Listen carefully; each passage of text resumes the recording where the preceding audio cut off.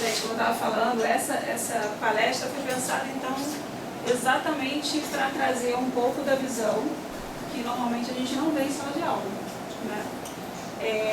Essa experiência que eu tive, terminei o doutorado e passei entre graduação e pós-graduação, 10 anos numa universidade. Depois eu terminei a pós-graduação, fui para a empresa, passei 10 anos em empresa.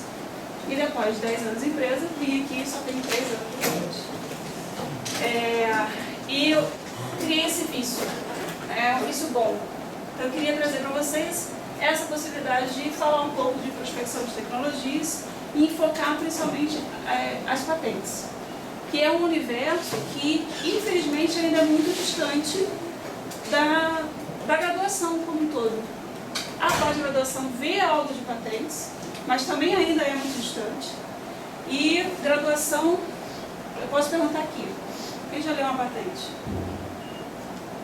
Ninguém levantou a mão. Ninguém nunca teve curiosidade de ler uma patente. Ainda bem, vocês iam achar um saco. Mas é bom, porque lá estão as principais informações de quem? Indústrias. Né? Não só de indústrias, mas como também de centros de pesquisa e universidades. Então a gente vai olhar um pouquinho mais para o final da palestra, o que seriam então essas patentes. Para falar de prospecção de tecnologias, o que a gente precisa começar a falar? O que é uma tecnologia?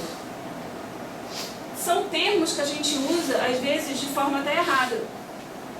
A gente fala que há uma tecnologia de perfuração, há uma tecnologia de corte, uma tecnologia de telecomunicações. Fica fácil quando a gente associa o quê? Produtos, né? Palpáveis. Mas será que é só isso? Não. Tecnologia é muito mais do que apenas relacionada a produtos. Então, de uma forma geral, a gente pode dizer que tecnologia é tudo que está relacionado com como fazemos coisas. E essas coisas podem ser produtos, como podem ser também coisas que a gente não pega com a mão, que a gente chama aí um termo bonito, intangíveis. Como o quê? Softwares, como o quê? Conhecimento, marketing, serviço e assim por diante. Tá? Se a gente restringe o termo, a forma mais convencional da gente entender uma tecnologia é exatamente essa.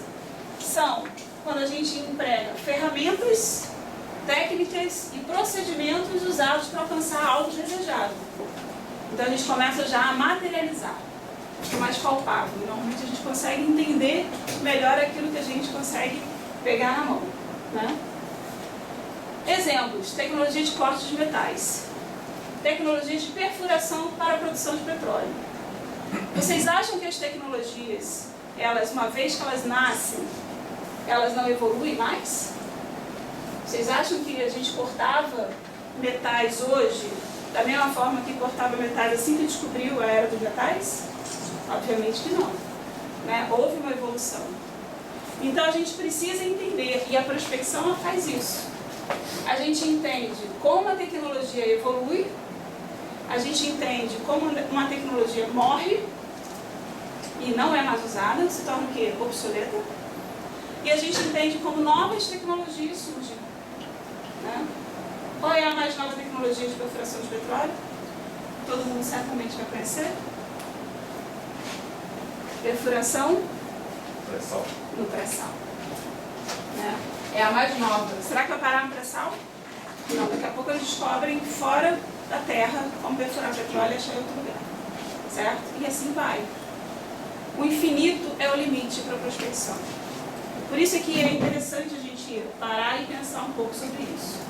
Vou fazer um teste agora com vocês, um teste mental. Isso aqui eu já falei, inclui então o know-how, conhecimento, né? A palavra bonita, vou colocar em inglês, né? E o software, como eu já tinha falado, também estão envolvidos em tecnologias, quando a gente fala de tecnologias de serviço. Agora eu vou perguntar para vocês, essas 3 marcas, elas têm algo em comum, uma tecnologia. Alguém sabe dizer qual é a tecnologia que está envolvida aí? Ou o produto? Alguém já ouviu falar da Hamilton? Não, ninguém ouviu falar. Olivete? Júlio não vai poder falar, já é da geração de dúvida minha. IBM, ainda coloquei todas as logomarcas da IBM. A IBM é uma empresa antiga. Software e computador. Software e computador é o que você associa para a IBM. Mas você nunca ouviu falar de Olivetti e Hamilton. Será que elas também eram alguma coisa relacionadas a software e computadores? É uma tecnologia que morreu, não sei se vocês não conhecem. Sabe o que fazia?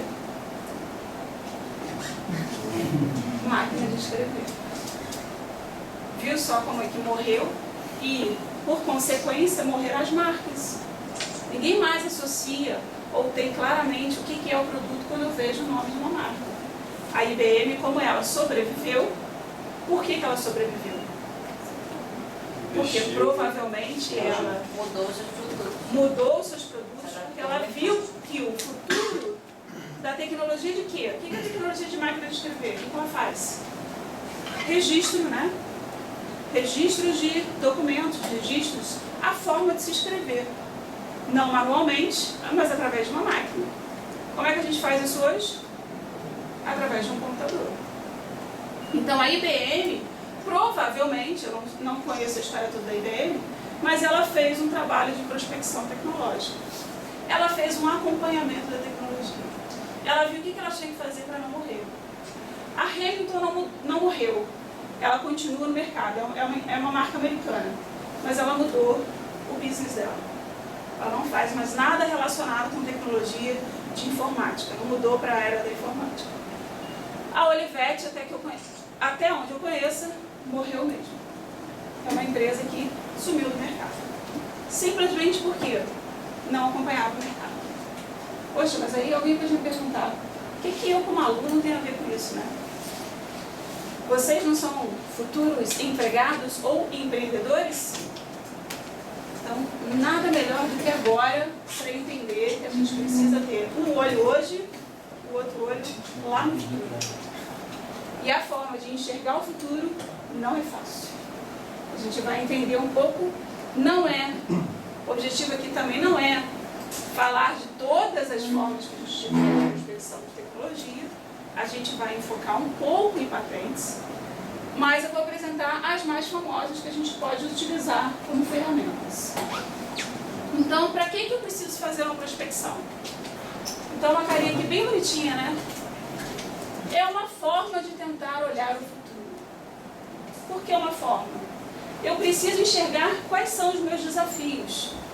Se eu sou um empreendedor, eu preciso enxergar o que a minha empresa vai ter como desafios, como por exemplo, a Olivetti. Será que ela enxergou que era um desafio para ela eu evoluir na tecnologia de redação ou não? Enxergar os paradigmas. De que forma? Os paradigmas eles podem ser criados ou derrubados com as novas tecnologias. Então é uma forma também que a prospecção nos ajuda. Estar à frente dos demais. Gerir o risco, agir antecipadamente. Existem empresas que elas lutam aqui, principalmente empresas da tecnologia da informação, né? Da informática. Se você não estiver à frente, ou você não vende o seu produto, ou você quando lança já tem alguém que já lançou há muito tempo na sua frente. Então você tem que estar correndo sempre na frente. Tem que ser pioneiro. Então é outra área que a gente estuda muito, é o perfil das empresas. Tem empresas que têm perfil de ser inovadoras, estão sempre na frente, são pioneiras, elas lançam a nova tecnologia, tem um risco maior? Tem. Todo mundo sabe, né? A primeira versão do software é muito boa, né? Mas está todo mundo querendo comprar a primeira versão. E aí vem as melhorias em seguida. O que mais que eu não falei aqui? Gerir os riscos. Quais são os riscos iminentes que a gente tem se a gente não acompanha o andamento de qualquer tecnologia? O maior deles é o quê? Sumir do mercado. O outro é não conseguir competir, não ter preço competitivo e assim por diante. Tá? Imagina você querendo criar uma startup ou uma empresa nova e ser incubada e eu simplesmente não conheço absolutamente nada daquele mercado, daquelas tecnologias. Ah, vou com a cara e com a coragem, eu gosto de fazer isso e vou fazer. sem gerir os seus riscos, o que pode acontecer de cara? A empresa nem nasce. Exatamente. Eu não conheço o meu mercado, eu não conheço as tecnologias que eu estou usando, eu não conheço absolutamente nada. Então, quando a gente fala de prospecção, a gente olha muito a visão de futuro, mas ela é um futuro que pode ser o dia seguinte. Né? Então eu tenho que ver de que distância é essa que eu estou colocando no meu futuro. E é isso que a gente também vai conseguir entender. Voltando um pouco para aquele conceito que a gente viu de tecnologia, no seu conceito mais restrito. Quando a gente fala de ferramentas, de técnicas, de procedimentos. Eu consigo prever novas tecnologias ou mudanças de tecnologias através da prospecção? Eu consigo ter visão desse futuro tão claro assim? Sim, é possível e muitas empresas gastam bastante dinheiro fazendo isso. Justamente porque o risco de não fazer é enterrar a empresa. Então sim, é possível, tá? É fácil de fazer? Não é nada fácil. Por que não é nada fácil? Porque você tem que sempre envolver áreas distintas. Você tem que ver a área, o ambiente social, político, econômico e ético, onde o quê? Você vai empregar aquela tecnologia. Agora imagina que você quer fazer isso para o mundo inteiro utilizar. A tua abrangência dessa prospecção é muito maior. Imagina que você queira fazer isso numa visão daqui a 10 anos. Vocês já pararam para pensar o que vai ser da vida de vocês daqui a 10 anos? Não, né? Não é um exercício fácil de se fazer. Nem para a gente, nem muito menos para os outros. Então, por isso é que é complexo. E se é complexo, a gente precisa de algumas ferramentas para ajudar a fazer. Ajudar a fazer em que sentido? Ajudar a fazer e minimizar os meus erros. Certo? Mas eles sempre vão estar ali e a gente tem que saber gerir esses erros. Então, obviamente que a prática nos leva à perfeição. Eu tenho que praticar. Prospecção é um exercício de prever o futuro. Eu coloquei ali uma bolinha de cristal de propósito. Ninguém aqui vai sair sabendo previsão da vida de ninguém, não. É simplesmente porque é um exercício mesmo. Então é um exercício de parar de olhar para o hoje e tentar olhar para o amanhã. De quando eu vou olhar para amanhã, eu preciso definir onde é esse meu futuro. Quem é míope como eu sabe, dificuldade de olhar para longe é difícil, né? Então, quanto mais esse meu futuro estiver afastado, maior a minha miopia. Isso significa o quê? É que menos eu sei como é que vai ser esse futuro. Então, maior é o meu risco. E maior são as incertezas que vão estar lá quando eu chegar daqui a 10 anos. Certo? Mas, quer dizer que então eu não posso fazer previsão para daqui a 10 anos? Posso. Muitas empresas fazem. Por quê? Eu preciso saber para onde eu quero ir. Então, estratégias de inovação de empresas, normalmente elas são feitas para dali a 10 anos. Eu não faço previsão daqui a 5 anos. Obviamente, estou falando de empresas do perfil que eu trabalhei, que eram petroquímicas. Né? Uma empresa de informática vai fazer uma previsão dali a 6 meses, 1 ano. Senão ela morre se ela não fizer assim. Certo? Então, depende do ramo que você está olhando. Então, empresas, né, onde a tecnologia leva mais tempo para ser desenvolvida, a minha previsão tem que ser mais longa. E isso envolve o quê? Mais custo, mais trabalho, mais tempo para fazer, mais pessoas envolvidas, mais tudo. Tá?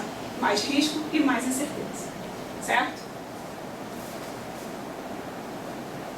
De novo, fazer o exercício. Se eu olhar agora para essas marcas, certamente vocês vão saber me dizer do que se trata a tecnologia. O que é? Celulares e smartphones. Viu como a associação é rápida? Tem umas aqui que são bem antigas, da primeira geração de celulares, que é a Ericsson e Motorola. Mas elas permanecem no mercado até hoje. Quando a gente olha para frente, o que a gente está olhando? Um modelo mais do que atual e outros ainda futuristas, né? Que todo mundo vai querer certamente assim que lançar no mercado. Então essa tecnologia, ela é extremamente dinâmica, Os primeiros celulares, eles surgiram já faz algum tempo. E quando surgiram, vocês não fazem ideia do que era. Aliás, eu vou mostrar para vocês. Era isso aí. Eram chamados tijolões. Arma branca. Arma branca, qualquer coisa nesse sentido. Porque realmente, se você joga em cima de alguém, vai dar um prejuízo na cabeça. Era assim, gente. Eram os primeiros modelos, era da Ericsson, da Motorola. E eram dessa forma. Vocês iam imaginar algum dia, se lá no passado, na época que eles lançaram os celulares, que ninguém conseguia, primeiro comprar, que era super caro. Segundo, que não tinham muitos modelos. Terceiro, que era um celular móvel ou não muito móvel. Se você fosse muito longe, ele não funcionava. Se naquela época fizessem uma previsão, uma prospecção tecnológica e falassem assim, não, nós vamos ter celulares que além de falar, vocês vão poder fazer tudo que a gente faz hoje. Vocês acham que alguém ia acreditar? Não. Assim como na época que o homem foi na Lua, também teve muita gente que não acreditou. Assim como hoje, quando descobriram novos planetas parecidos com a Terra, todo mundo começa a desconfiar também. Quer dizer, o futuro pode ser qualquer coisa. Basta que a gente tirar a nossa cabecinha de engenheiro, de tudo colocar lá no papel e tentar imaginar, tentar prever como é que vai ser. Mas a gente pode engenheirar um pouquinho para a gente facilitar, né, o processo. Como é que a gente faz então a prospecção? A prospecção, ela tem que... Lembra que eu falei que não é fácil? A gente precisa olhar diferentes áreas. Essas áreas a gente chama de dimensões. Então, quando eu olho uma dimensão regulatória, ambiental, geopolítica, econômica e tecnológica, eu vou olhar para todas elas? Não necessariamente. Vai depender daquilo que eu quero fazer a prospecção. E identificar quais são aquelas que são mais importantes. Porque, como eu falei antes, quanto maior o número, a abrangência que eu fizer a minha prospecção, mais tempo eu vou levar, mais caro vai ficar, maior a incerteza e maior o risco da tecnologia.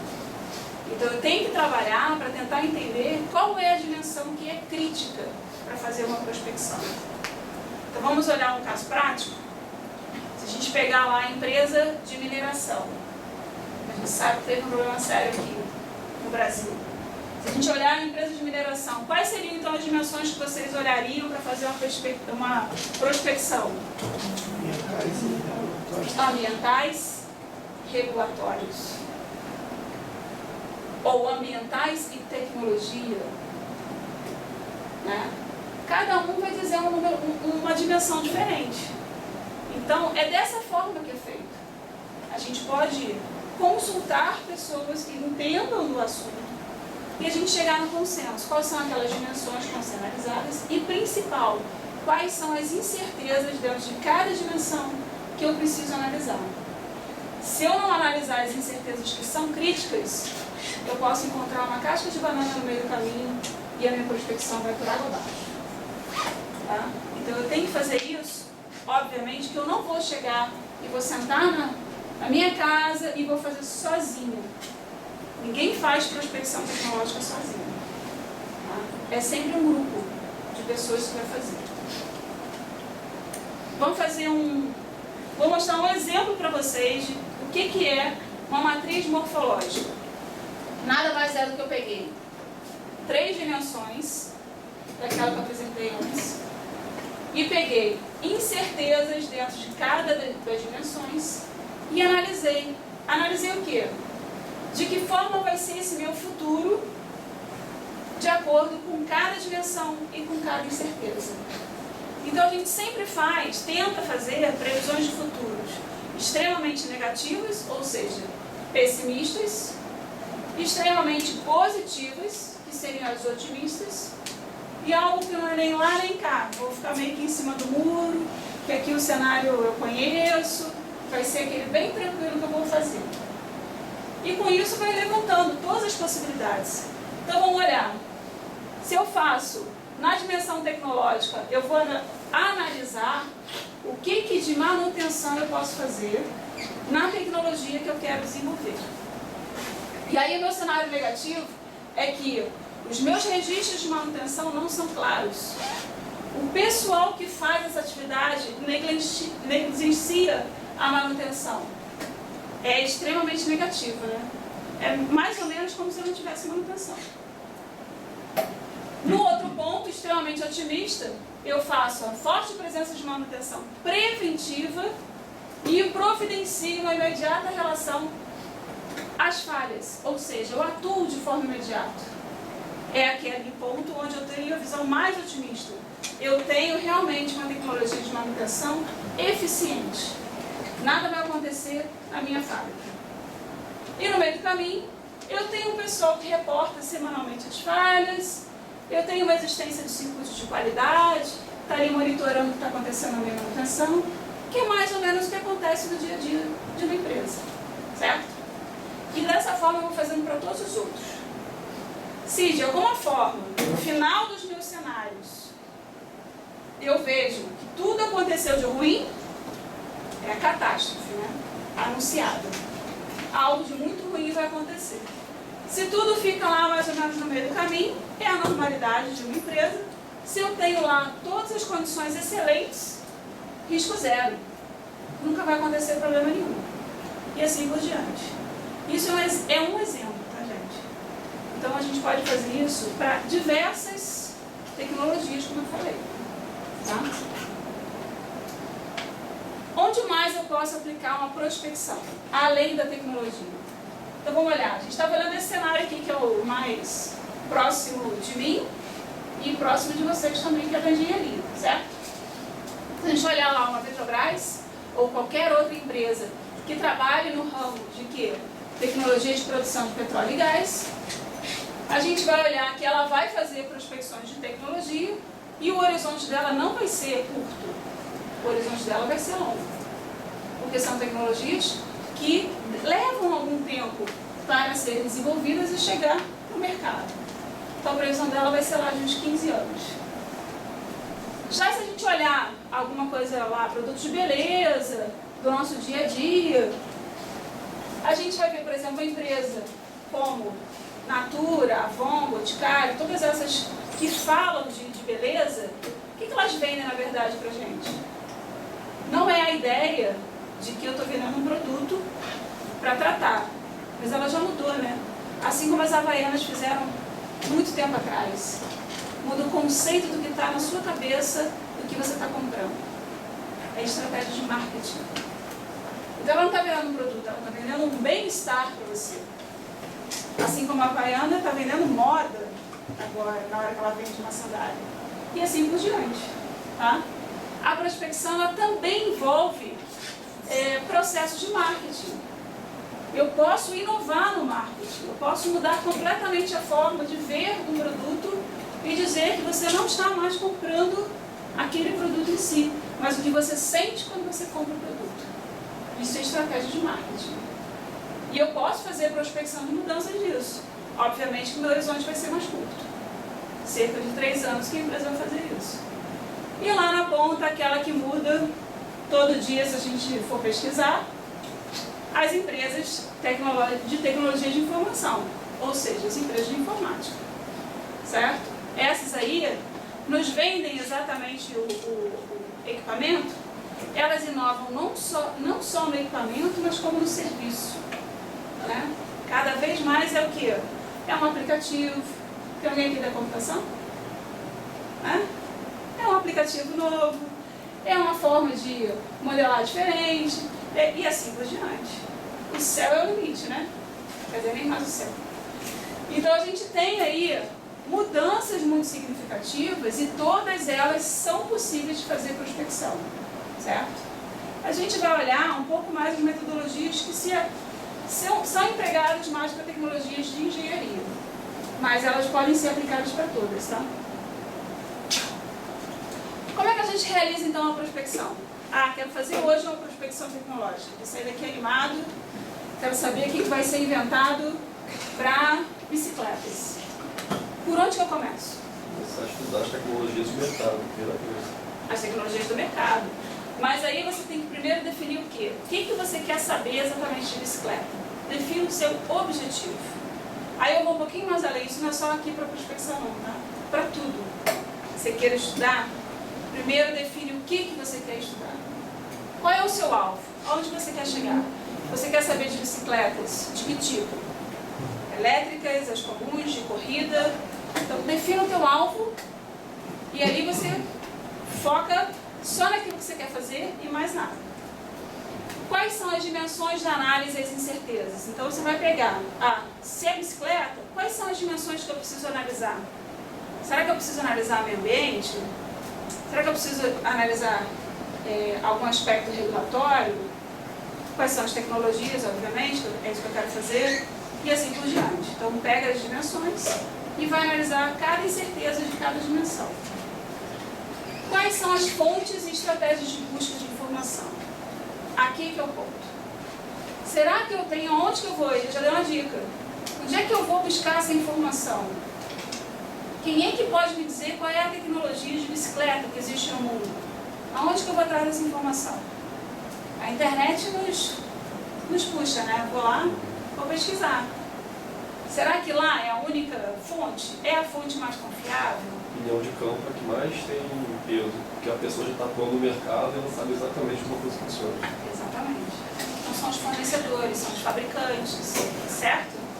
Ou os usuários. Então eu começo a ver aonde que eu posso buscar essas informações. Por que não? E aí as patentes começam a aparecer. Se é um produto físico, ele provavelmente tem uma patente envolvida. Se ele tem uma patente, então eu vou dar uma olhada, porque certamente vão me aparecer quais são as empresas inovadoras de bicicletas. Facilmente eu consigo detectar isso. As redes, eu pego então, além de algo que eu possa pesquisar em patentes, em livros, em artigos, seja lá, bases de dados que tenham disponíveis no mundo, seja lá uma informação desse nível, ou as pessoas. Quem são as pessoas que poderiam me falar da tecnologia de bicicleta? São os fornecedores, são os colaboradores da própria empresa, se eu quero abrir uma empresa de bicicleta, e assim por diante. Faço a estimativa de orçamento e planejo a comunicação que vou fazer. Esses dois últimos é exatamente para uma empresa, tá? Então, se eu estou dando uma empresa e vou fazer uma prospecção tecnológica, eu tenho que dizer quanto é que ela vai custar. Porque senão ninguém vai fazer, certo? Finalmente, quais são os métodos mais usados para prospecção? A gente tem, eu coloquei aqui apenas 5, tá? Não são só esses. Existem outros, muitos outros que a gente pode utilizar. Mas esses são os mais usados, vocês vão encontrar mais vezes em toda referência que se fala de prospecção tecnológica. O primeiro deles são os cenários qualitativos, que usa aquela matriz morfológica que a gente viu antes. Tá? Os painéis estruturados, os roadmaps. Alguém já viu um roadmaps? Não? É um mapinha tecnológico, é bem interessante. Eu vou mostrar para vocês. Environmental Scanning, Trends and Time Series. O Trends and Time Series, principalmente quando a gente quer fazer análise de mercado. Por quê? Eu preciso de uma base histórica. Eu preciso de séries de dados. Então é bem... A gente vai dar uma olhadinha aí como é que é. Começando pelos cenários qualitativos. O que a gente vai ver nos cenários? Bom, ele vai mostrar exatamente o que a gente fez antes, naquela matriz. Cenários é aquilo que eu quero prever. Então, quais são os cenários de futuro que eu vou olhar? Esse futuro, como eu já estava falando, a gente pode fazer ele com várias perspectivas. Pessimistas, otimistas, no meio do caminho e assim por diante. Existem basicamente duas formas de você fazer cenários. Tá? Ou uma forma normativa, que se chama, onde você vai fazer o futuro como o meu ponto de partida. Então, por exemplo, lá na tecnologia de celulares, eu quero fazer o celular lá na ponta que ele seja holográfico. Eu não tenho nem mais equipamento. É o meu ponto de partida. E eu vou buscar as informações necessárias para que esse cenário se torne possível daqui a algum tempo. Ou a forma que é mais usual para nós seres humanos, qual é? Eu olho o presente e olho o passado e tento descobrir como vai ser a evolução a partir de dados que eu conheço. Fica muito mais fácil para a gente. Normalmente é isso que acontece. Aí ele se chama uns cenários do tipo exploratórios. Depois que você faz, eu vou mostrar uma mágica aqui, vou mostrar só o final, o que acontece no cenário, tá? Mas como é que a gente vai montar os cenários? Quem é que vai me dizer o que é um cenário positivo, o que é um cenário negativo? Eu vou buscar as informações onde eu tenho, seja elas documentadas, na forma de patente, registro, seja lá como for, ou eu vou me comunicar com as pessoas que entendem do assunto, certo? Faço vários tipos de dinâmicas, que eu vou mostrar um método para vocês, e aí eu chego no final com os cenários. Não é simples, tá? É complexo. Mas como eu falei para vocês aqui, o objetivo não é a gente aprofundar em cada uma das estratégias, e sim mostrar quais que existem no geral. No final, é isso que a gente chega. Então, o que eu vou ter? Eu tenho uma matriz bidimensional, onde eu vou colocar uma incerteza. A incerteza está relacionada sempre com uma dimensão, certo? Eu coloco uma incerteza, onde eu vou ter um aspecto positivo e um aspecto negativo. E eu relaciono com uma segunda incerteza, onde eu também tenho um aspecto positivo e um aspecto negativo. Certo? Apenas duas incertezas e o resto todo. Eu falei que era complexo? Pois é, como eu falei para vocês, a gente tem que priorizar. Então a gente faz análise em várias dimensões e com várias incertezas. Mas o cenário final vai apontar para aqueles que são mais críticos apenas. E eu consigo reduzir isso, às vezes, para apenas duas incertezas em uma dimensão. Às vezes eu tenho que fazer isso várias vezes repetidas para cada dimensão, tá? Mas basicamente o resultado que a gente vê é esse. Se eu tenho aspecto positivo com aspecto positivo, estou no melhor dos mundos. Certo?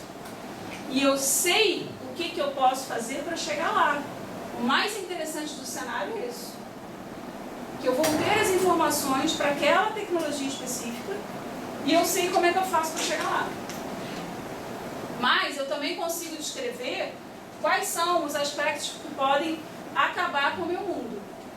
Ou seja, quais são os aspectos que vão levar para aquelas situações onde é negativo nos dois sentidos daquela incerteza.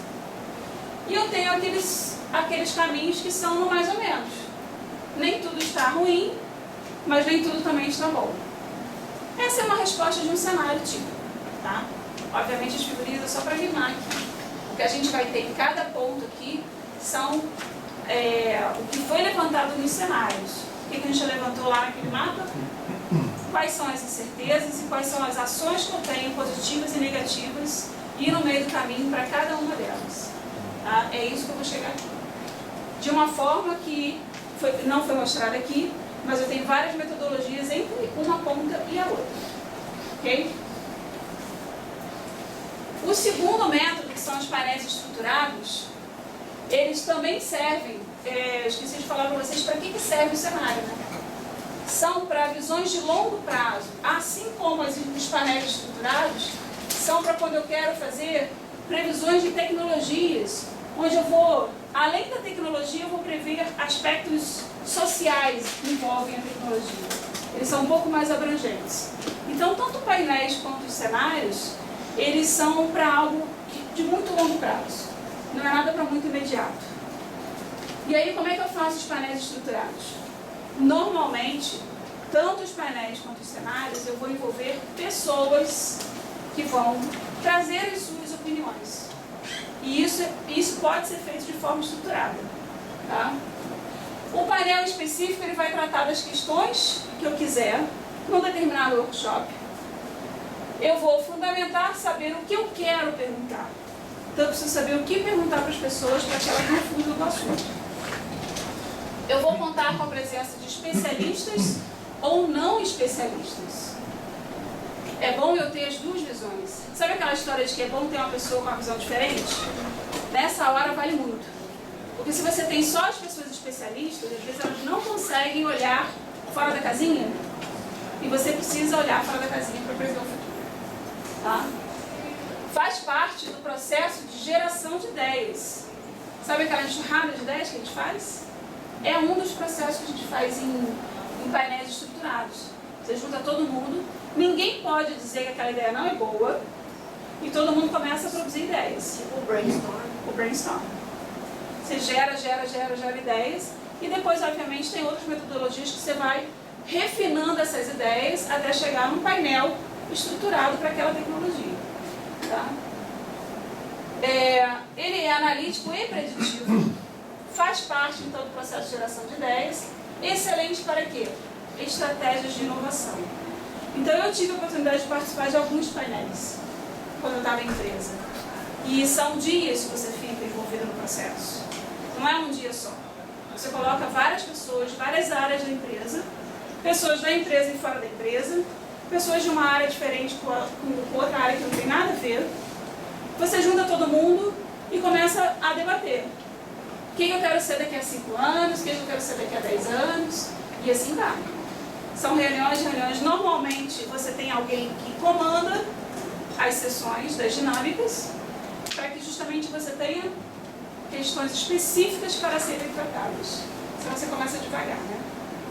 Se é para abrir a criatividade, aí você começa devagar por completo. Então é muito utilizado, gente, para estratégia de inovação. Os resultados apresentados são validados então nas plenárias e aí você bate o martelo. É essa a minha estratégia de inovação, é isso que a gente vai apresentar para a empresa e acabou. Certo? Então, cenários, para a gente recapitular.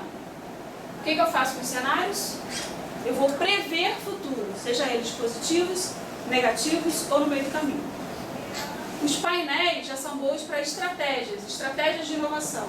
Então tem muito mais coisa envolvida. Normalmente você vai obter a missão, o valor daquela empresa, daquele processo tecnológico que ela quer desenvolver e assim por diante. Tá? Tem alguma coisa a ver com Canvas? Não sei dizer. Mas o Canvas? Não sei. Ainda não deu o suficiente. Bom, quem seriam então esses especialistas, né? A gente falou que precisa tanto para o cenário quanto para os painéis estruturados. Os especialistas é bom que tenha 3 pelo menos desses tipos nesses especialistas.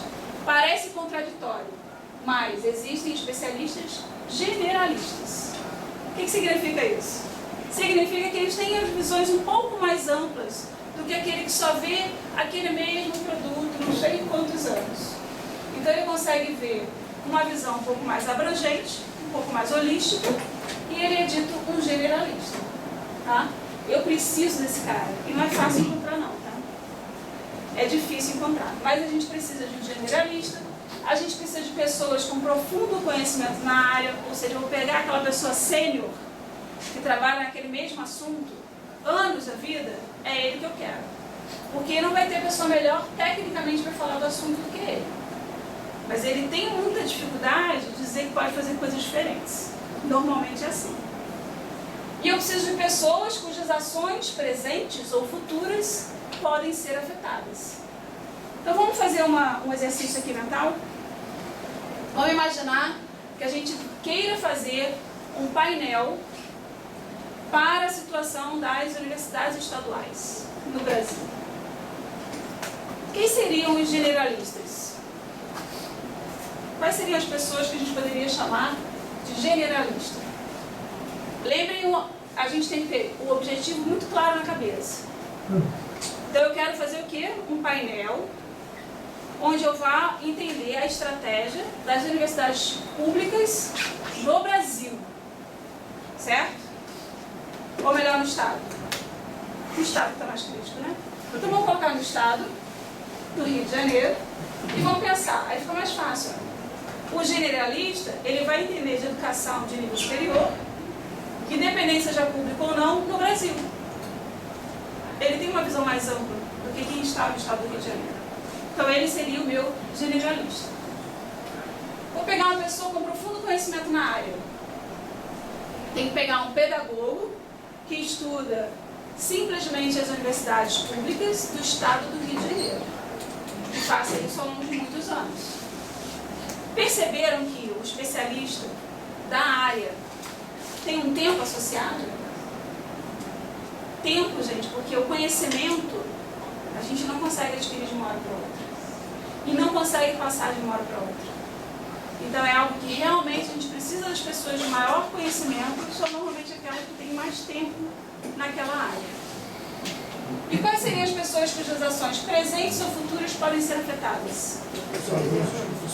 Alunos, professores, técnicos administrativos, a família de vocês e assim por diante. Né? Esse ficou fácil de entender. Então, se a gente pegar e colocar todos eles juntos numa sala e começar a aplicar dinâmicas, a gente consegue montar um painel.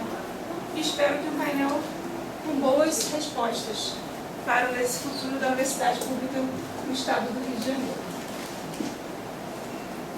Mas achar esses especialistas é fácil? Tem um banco de dados lá, entra lá na internet, especialista nesse assunto assim. Consigo achar assim fácil? Hoje é até um pouquinho mais fácil do que antigamente. Mas, normalmente, eles estão onde?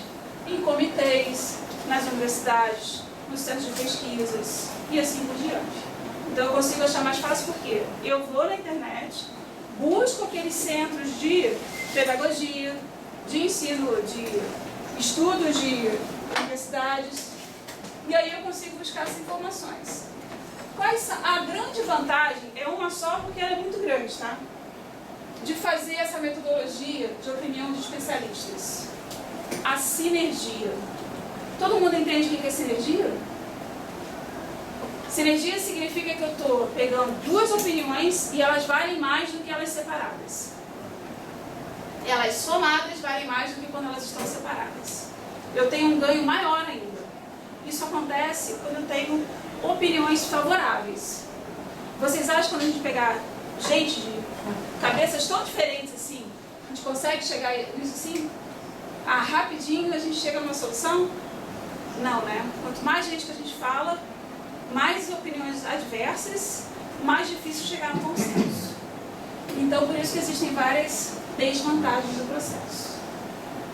Entre elas, informações tendenciosas, vulnerabilidade a indivíduos dominantes. Não tem aquele que sempre fala mais alto, não tem aquele que sempre gosta de colocar a sua opinião. Não é isso que tem que ser, eu conheço isso, ainda mais aqueles que conhecem muito do assunto.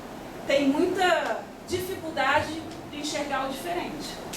Então, para evitar essas desvantagens, a gente aplica algumas técnicas na hora de falar com essas pessoas. A gente não coloca todo mundo junto, porque senão não sai dali, nunca. Um dos métodos é o método Delphi. Já ouviram falar dele? Ele é um método muito utilizado quando você quer ouvir opiniões e você usa pessoas com visões completamente diferentes. Tá? Eu vou falar rapidamente do método, tá? Não vou falar muito aprofundado, não. Como é que a gente faz o método Delphi? Ele é um processo interativo de análise das respostas dos especialistas. Os especialistas não se conhecem, ou seja, se eu chamar a Paula, o Sérgio e a Lohane, eles não podem se conhecer, não sabem que estão participando do mesmo processo e eles vão ficar em salas diferentes. Então é fundamental que eu coloque as pessoas, que talvez tenham um certo entendimento entre elas, em salas diferentes, para que não tenha o quê? Aquela tendência de você levar junto para a mesma opinião. Recebem um questionário elaborado por uma equipe de coordenação. E esse questionário ele tem que ser chave. Para você começar bem o processo, você tem que saber exatamente o que você vai perguntar para iniciar. A partir das respostas, um novo questionário é elaborado e novamente enviado.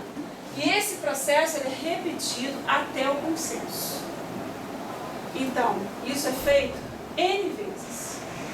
Quantas vezes até que eu chegue no consenso ou que eu tenha até algumas opiniões ainda discordantes. E elas às vezes são boas, porque nas opiniões discordantes eu posso encontrar informações importantes que ninguém pensou que seria interessante. Então eu pego todas essas informações, trato elas estatisticamente e levo para o painel. E como eu já tinha falado antes, elas são novamente informadas, validadas e acabou o processo. Tá? Isso aqui pode levar dias, dependendo de quem está fazendo. Quais são os cuidados que a gente tem que ter no processo Delphi? Tem que ter uma amostra significativa de especialistas. Se eu pegar meia dúzia de um grupo, 10 do outro e 2 do outro, daqueles 3 que a gente falou inicialmente, meu processo já começa errado. E o problema é que quanto mais gente eu pegar, mais tempo demora. Mais Ele é gente, o método Delphi ele é muito antigo, mas ele, por mais que seja demorado, ele ainda é um dos mais aceitos. Porque um dos problemas de você fazer prospecção com opinião é as pessoas desacreditarem na prospecção. Porque ela vai dizer que você pegou pessoas só que você gostava para fazer a prospecção e acabou. Então, você precisa fazer um processo que tenha credibilidade. O método Delphi ele traz essa credibilidade. Esse grupo de coordenação ele tem que ser muito especial. Ele tem que ter uma boa capacitação. Ele tem que entender do assunto, senão não consegue fazer um questionário bem feito para começar o processo. E ele tem que ter uma postura de neutralidade. Ele não pode, em momento nenhum que ele está refazendo os formulários, ele entender a resposta dos especialistas. A qualidade e precisão do questionário inicial ela é fundamental. Acabamos então de falar de cenários e de painéis. Vamos para os roadmaps. Agora a gente vai falar mais rápido de poder entrar em patentes.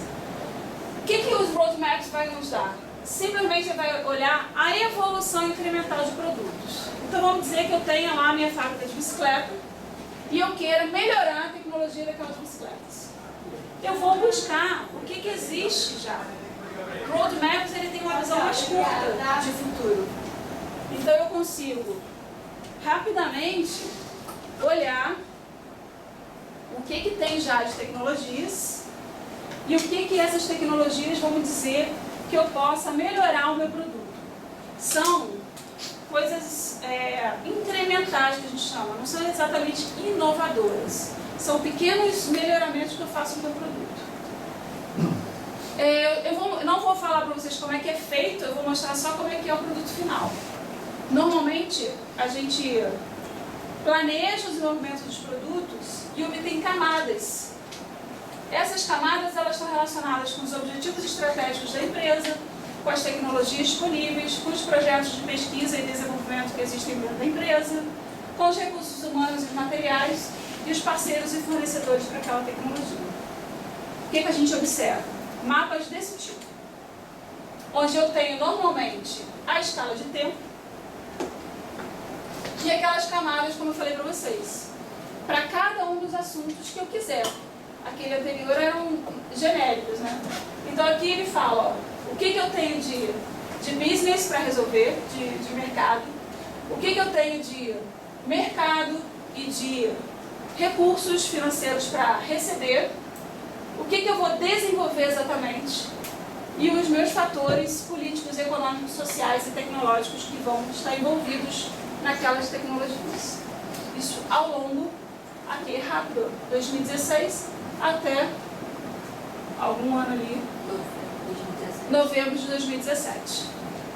É curto porque é incremental. Eu não posso fazer o meu horizonte muito longo, porque o roadmap ele não é capaz de fazer muito mais longe. Eu até posso esticar isso aqui para uns 5 anos, mas começa a ficar mais complicado. Vamos olhar mais um. Esse, olha, já teve as 3 visões, curto, médio e longo. E aí ele consegue separar nos itens que ele quer desenvolver e o tipo da inovação que ele vai alcançar. Se ela é incremental, ela tem que ser no máximo até 1 ano. Se ela é modular, ou seja, algo que eu possa modificar rapidamente, ela vai ser de médio termo. Se ela é radical, ela vai levar mais tempo para ser desenvolvida. E aqui eu estou simplesmente colocando aonde eu quero chegar. Esse aqui é um dos que eu fazia na empresa. A gente consegue identificar pela necessidade dos nossos próprios clientes, ou seja, quem consome os nossos produtos, aonde que ele quer aquele ponto diferenciado no material. Então isso aqui é bem palpável de se fazer, é bem tranquilo de se fazer quando a gente está dentro de uma empresa. Tá? Quando a gente está fora da empresa, a gente não consegue saber qual é a tecnologia que eu consigo usar. Então ela é mais aplicada exatamente no caso de desenvolvimento dentro de empresas. O Environmental Scanning, ele é um dos mais difíceis de fazer. É difícil achar uma agulha no palheiro? É, né? Você sabe que ela está lá. Esse aqui você nem sabe que ela está lá. É mais ou menos a bola de cristal. Mas por que precisa fazer? Porque eu quero pegar aqueles sinais que são muito fracos hoje e vão se tornar uma tecnologia no futuro. Eles são usados para aquelas empresas que querem ser pioneiras. É difícil de fazer, é caro de fazer, mas elas são fundamentais para identificar as tecnologias do futuro. Aquelas que realmente vão mudar o mindset da gente, ou seja, a maneira de ver alguma coisa. Como é que a gente mapeia sinais do futuro, gente? Vocês não têm ideia. No curso, quando eu fazia, as pessoas que estavam dando o curso, elas até falaram assim, sabe, filme de ficção é o melhor começo. Porque dá uma olhadinha para trás, os filmes de ficções antigos são realidades hoje. Então eles têm algo conceitual que a gente consegue, né? Um dos mais antigos, gente, aquele desenhozinho que todo mundo sai voando, né? Agora os carrinhos já estão voando, né? Os primeiros carros estão voando também, já viram? Já desenvolveram a tecnologia, daqui a pouco chega no mercado. Então aquilo que você pensa que é improvável, pode ser que aconteça um dia. É fácil? É rápido? Não. Mas eles podem se tornar realidade. Tá? Então a fonte de informação, ela segue meio que uma linha de raciocínio. Se você vai lá na base, né, dos cientistas, dos pesquisadores, aquilo que a gente faz na universidade, tem muita gente que acha que porque a gente não dá aula, a gente não trabalha, mas que a gente está aqui todo dia fazendo exatamente isso. A pesquisa é isso que vai trazer a tecnologia de ponta. É isso que vai trazer o diferencial daqui a algumas décadas. Todas vão trazer? Não. Você precisa fazer uma porção para que uma ou duas deem certo. Aí está o risco associado, lembra que eu falei? Quanto mais distante, maior o risco.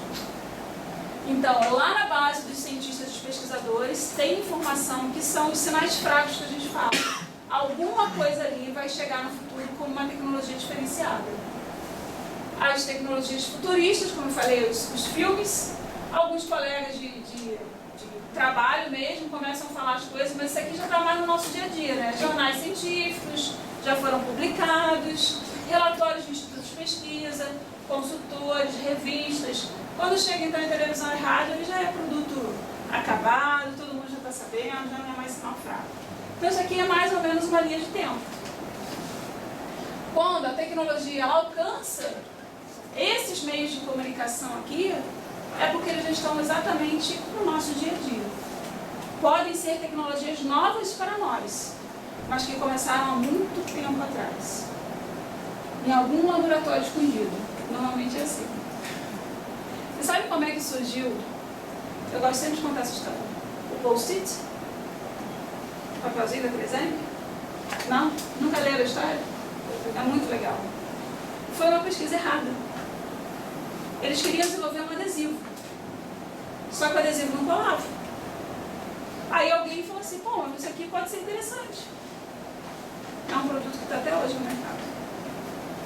Era uma pesquisa que desviou do foco da pesquisa, mas alguém encontrou, outras pessoas me falam assim, toda ideia pode ser um produto? Não. Mas toda inovação tem que ser um produto. Se ela não é um produto, ela não é uma inovação, ela é só uma ideia. Alguém teve uma ideia de fazer uma coisa, mas ela não se tornou real. Por quê? Porque não tinha os meios técnicos de fazer aquela ideia, ou não tinha dinheiro para fazer o suficiente aquela ideia. Então, uma inovação ela tem que ser um produto. A ideia, todo mundo tem ideia, né? Todo dia. O último, então, Trends e Time Series. Ela é normalmente utilizada quando a gente está olhando substituições de tecnologias, tá? Ou para fazer análise de mercado. Gente, nada mais é, não sei se vocês já viram, uma série histórica de qualquer coisa. Série histórica, por exemplo, aqui eu estou falando de turismo internacional na Austrália. Existem séries históricas para coisas que vocês nem podem imaginar, mas existem, tá? O IBGE, então todas essas instituições que trabalham com dados estatísticos, normalmente elas apresentam essas séries históricas. Então você consegue pegar dados muito antigos até os dados atuais e você faz uma estimativa de crescimento para esses dados. Obviamente aqui eu estou mostrando um tipo de crescimento, que é o linear. Mas quando você estuda análise de séries, você pode prever crescimentos diferentes do linear. E aí você tem que entender um pouco mais daquela tecnologia ou daquela área de atuação, para você entender se não vai ter altos e baixos, por exemplo, não tem sazonalidades, como são safras e assim por diante. Tá? Então esse aqui é rapidinho, que não tem muito a ver com o tema de patentes. Bom, entrando então nas patentes, como eu já tinha falado um pouquinho antes, ela vai entrar aqui, né? Quando a gente estava naquele passo a passo de prospecção, as fontes de informação, elas são as patentes. Para todos os casos que a gente vê de prospecção, não. A patente ela vai ser uma fonte de informação daquilo que eu consigo patentear.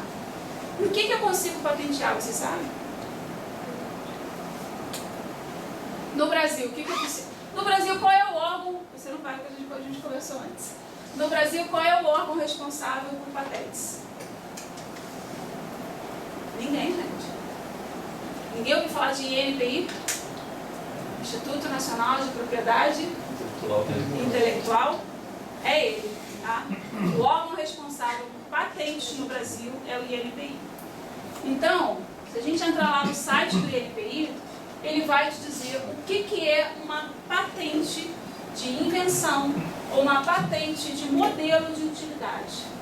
São as duas formas que você tem de patentear alguma coisa. Se você inventou uma nova tecnologia, aí aqui vale a tecnologia restrita que a gente viu lá no início, que é o quê? Uma ferramenta, que vai entrar aqui no modo de utilidade, uma técnica ou um procedimento ou um novo produto. É isso que eu consigo patentear no Brasil, apenas. Tá?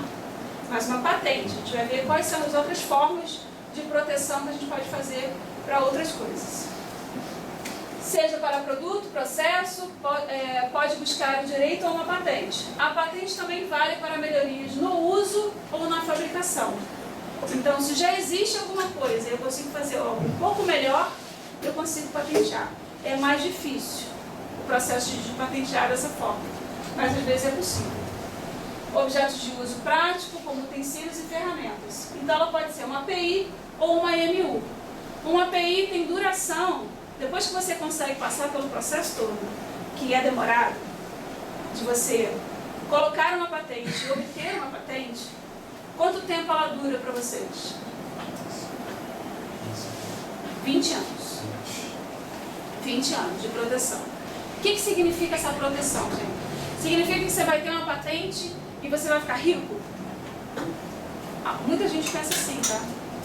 Poderiam ter respondido, não ia ficar triste não. Muita gente pensa, não, eu vou fazer uma patente que eu vou ficar rico. Se você conseguir vender a sua patente para alguém, pode ser que você fique rico. Tá? Mas a patente, o objetivo principal é a proteção do seu conhecimento, do seu desenvolvimento. Então a gente faz a patente para proteger, para ninguém copiar. Ou para ninguém ter uma ideia depois igualzinha a você e obter a patente no seu nome. Existe essa controvérsia até hoje do avião, né? Quem descobriu o avião? Santos Dumont. Os brasileiros gostam de dizer que é o Santos Dumont, né? Mas os americanos dizem que são os irmãos Wright. Eles mesmos. E aí, tem patente? Os irmãos Wright têm. Santos Dumont não tem. Viu a importância? Tudo bem, né? Agora, depois de algumas décadas, né? Pode até ter importância disso, para saber quem foi que inventou. Mas não mudou nada para o Santos Dumont, com certeza. Ele era um inventor fabuloso, ele continuou inventando tudo que ele queria, não mudou a vida dele. Mas hoje em dia é muito valioso, às vezes, algumas tecnologias são valiosas. Se você tiver a sorte de inventar alguma coisa que gere produto e venda muito, é bom que ele esteja protegido. Tá? Então a patente ela vai seguir exatamente isso. PI 20 anos e MU 15 anos. Tá? Como eu falei, então, esse é o site do INPI, para quem não conhece, inpi.gov.br. Lá tem muita informação, muita. Lá vai ser o seu primeiro caminho se você está desenvolvendo alguma coisa que você quer patentear. Ou, que é o nosso caso aqui, se eu quero buscar informações. Eu também vou no site do NPI para fazer isso. Tá? Ele tem aqui, ó, faça uma busca. E aí eu vou buscar. Mas no site do NPI eu vou buscar as patentes depositadas no Brasil. Tá? Aí é outro ponto que eu quero chamar a atenção de vocês. A patente, a gente quando faz uma patente, eu tenho 2 patentes. Como é difícil fazer, eu só tenho 2. Essas patentes eu fiz na época que eu estava na empresa ainda, eu fiz sozinha. Essas patentes, quando você deposita, você tem que saber aonde você vai depositar. Porque se aquela tecnologia ela é de interesse do mundo inteiro, adianta você depositar só no Brasil? Não. Porque tem gente lá fora que sabe fazer busca e prospecção muito bem. E vai descobrir a tua patente aqui, e vai ver que ela não tem depósito em outro lugar, e vai fazer igualzinho. Então é importante você definir aonde você vai proteger a sua ideia. Então, além de você saber fazer uma patente, você tem que descobrir aonde que você vai depositar. Tá? Se é só no Brasil, ou se você vai estender isso para o mundo, ou para alguns países específicos. Então, no Brasil, você vai pedir o apoio do INPI. Se você está numa universidade fazendo isso, por exemplo, eu agora, como professora aqui da universidade, eu não posso mais depositar por mim mesma. Eu tenho que fazer isso através da universidade. E a UERJ tem um departamento que faz isso. Chama-se Inova UERJ. Tá? Então você vai, através da Inova UERJ, fazer alguma coisa. Na empresa, a gente tinha um escritório de patente ajudando. Facilita bastante. O que mais que eu posso depositar? Além da patente, tem tudo isso aqui que eu posso fazer. Então, para vocês que são da área de informática, né, softwares aí fáceis de fazer, programas, você tem aqui, ó, como proteger o seu programa de computador. Eu não sei o processo exatamente, mas dizem que é relativamente rápido. Tá? Alguém aqui já fez? Já tentou? Além disso, quando a gente tem termos de transferência de tecnologia, então eu tenho uma tecnologia e vou transferir para alguém. O INPI também faz esse suporte. Tá? Eu tenho informações tecnológicas, topografia de circuitos integrados, desenho industrial e marca, gente. Marca é uma coisa que o brasileiro é criativo, mas ele não tem ideia de que ele pode estar infringindo uma marca pré-existente. Então, na hora que você tem uma ideia fabulosa, empresa júnior, né? Serra Júnior de Engenharia. Será que não existe uma Serra Júnior de Engenharia em algum outro lugar no Brasil? Se existir, eu não posso usar o nome. Não posso usar. Então, eu tenho que pesquisar as marcas existentes. E tenho que depositar a minha marca. Tá? Bom, mas isso aí é só observação. A cara de uma patente, já que nunca ninguém leu, a patente brasileira, essa não é minha. A patente brasileira, ela tem essa carinha, essa aqui é a primeira página dela. Ela tem esse monte de informação que a gente vai começar a falar um pouco sobre cada uma delas. Quais são normalmente as partes que a gente encontra numa patente? O número da patente é aquele que está lá em cima. Tá? É uma PI, é uma patente de invenção. Então ela já traz antes o tipo de patente que ela é. Se ela fosse uma MU, ela traria ali o MU. Ela traz a data de depósito, olha lá, 12/9/2006. E a data em que ela foi publicada, 4 anos depois. Foi até rápido, tá? Tem processos que demoram muito mais. Mas olha aqui uma informação interessante. Pedido internacional, PCT. Ele tem um pedido americano de 2006.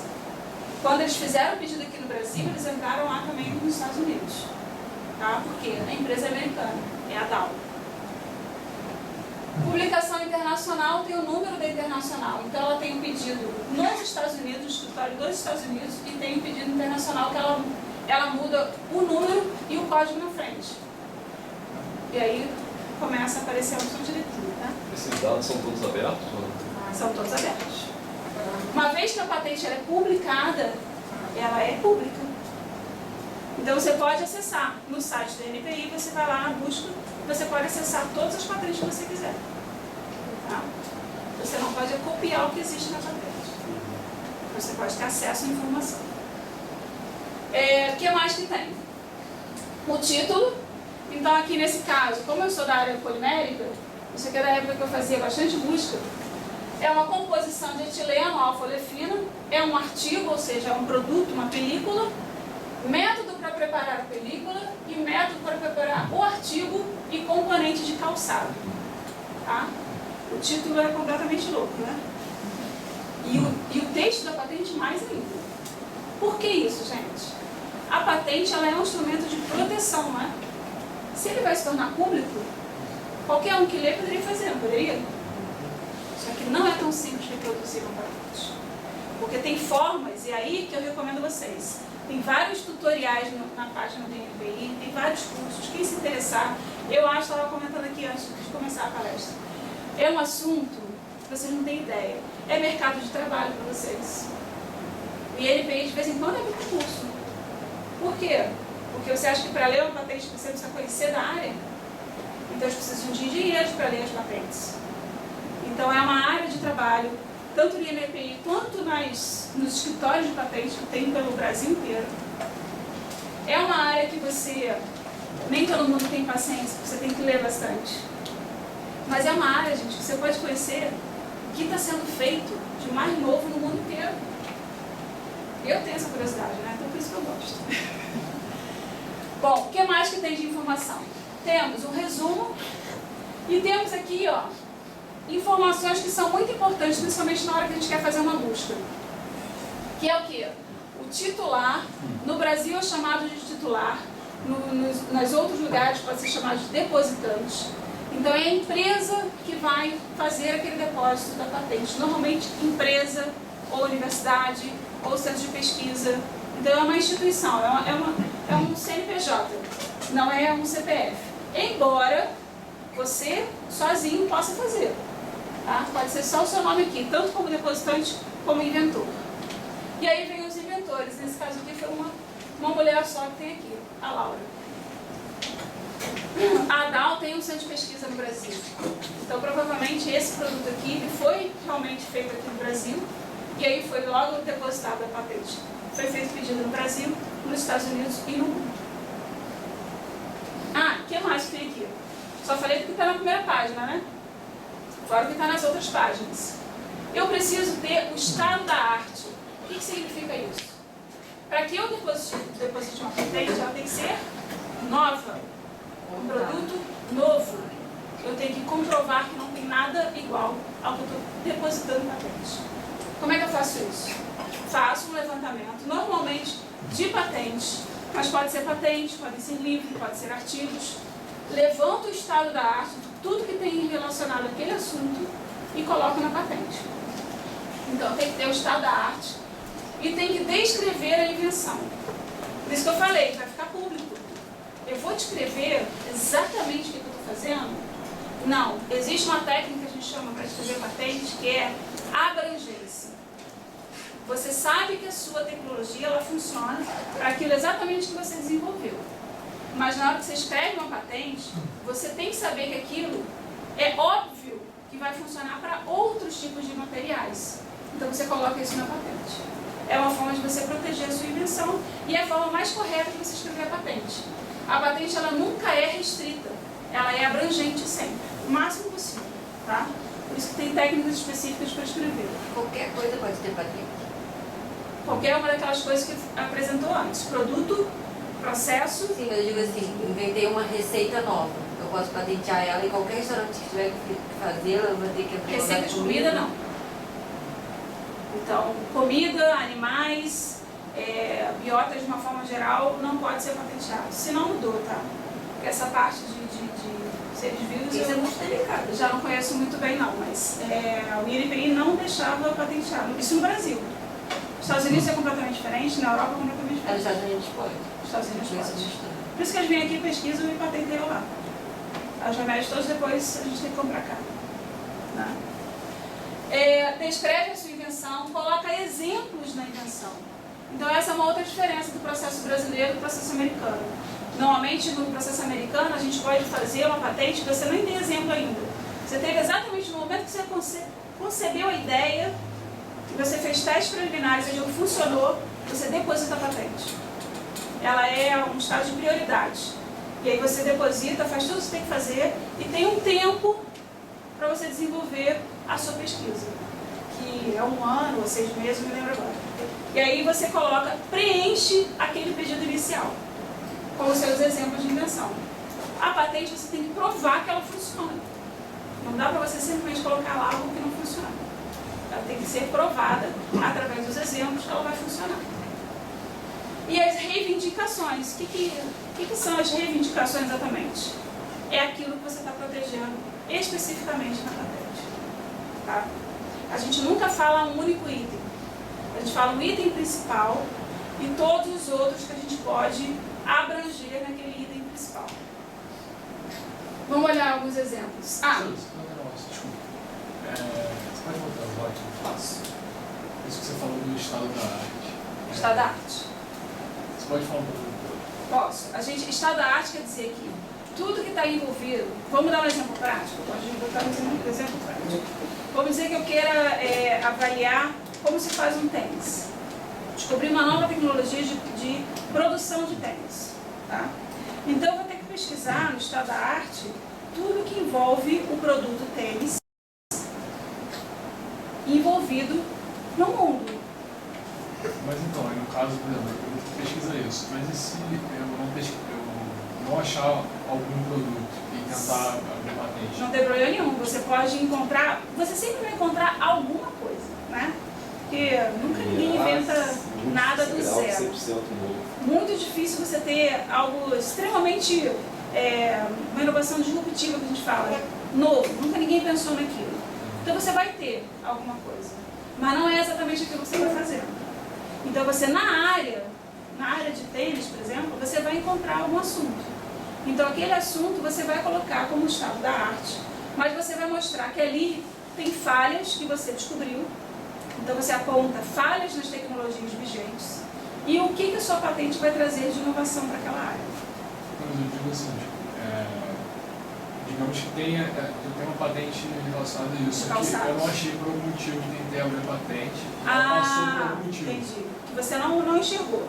Quando você deposita, aí você escreveu a sua patente sem ela, né? Quando você deposita a sua patente, você faz o pedido da patente. E aí vai para os examinadores da patente. Os examinadores, que são exatamente as pessoas que trabalham no INPI, por isso tem que ser pessoas da área, vão fazer uma busca detalhada. E aí, se encontrarem anterioridade, que a gente chama, aí eles te avisam. Ó, foi encontrada uma anterioridade, e aí você tem que se defender daquela anterioridade. Ou seja, você tem que mostrar que o que você está fazendo ainda é diferente daquilo. Ou então desistir da patente. Então, o processo mesmo de depósito da patente, você vai passar por esses exames. Tá? Ou de examinadores internos, ou de empresas envolvidas no setor calçadista. Tá? Porque eles podem também... existe muita briga de empresa, ainda mais das grandes, né? Aí você deposita no local, a empresa descobre, ela vai lá e diz que já tem anterioridade, que ele não pode depositar. E entra em briga judicial, inclusive. No site do INPI, então, para que a gente faça buscas, esses são tutoriais que você pode baixar lá e ler gratuitamente, tá? São tutoriais para a gente fazer a busca. Parte 1, parte 2, parte 3, porque são em sites diferentes. A gente não tem, como a gente não tem um escritório de patentes, a gente não tem alguém que faça isso pra gente. Então a gente tem que fazer a busca por nossa conta. Para fazer uma busca mais completa, você tem que fazer em mais de um site. Tá? Então o primeiro, ele vai usar o próprio INPI, o site do INPI para fazer. Restringe o quê? Patentes só nacionais. No segundo, ele já vai para um escritório de patentes que é na América Latina.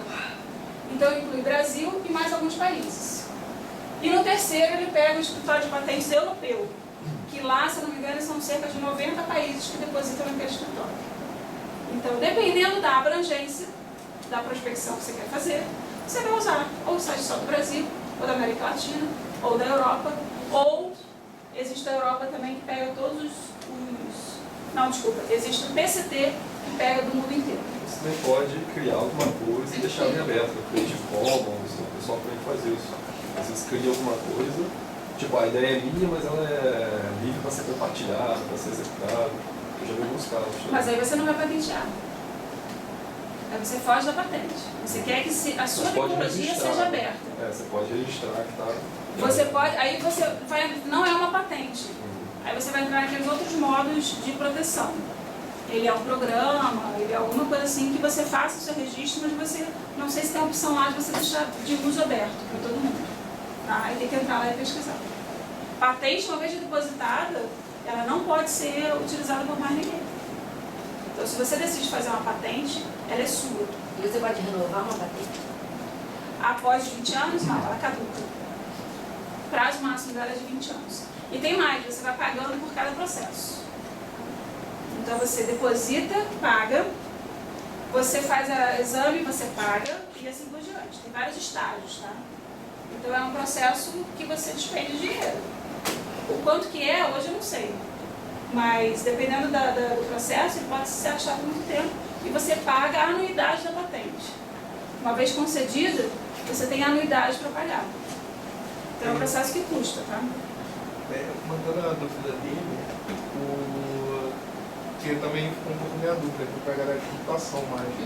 Que você teria como registrar, por exemplo, que você é autor de alguma coisa, mas deixar em aberto para uso? Aí você tem que ir lá no programa de computador e ver quais são as possibilidades que existem. Ele não vai ser uma patente. O programa software está fora de patente. Aí é só mesmo o programa de computador. E aí você tem que ir lá e pesquisar se você tem a possibilidade de registrar, ser seu, mas permitir o uso de todos. Aí eu não sei te dizer. Tem que pesquisar mesmo. Tá? Patente na Europa. Então, se você quiser pesquisar as patentes no escritório da Europa, o site é esse, tá? worldwidespacenet.com. E aí você vai entrar aqui nas buscas, se eu não me engano, você já pega uma abordagem um pouco maior de países.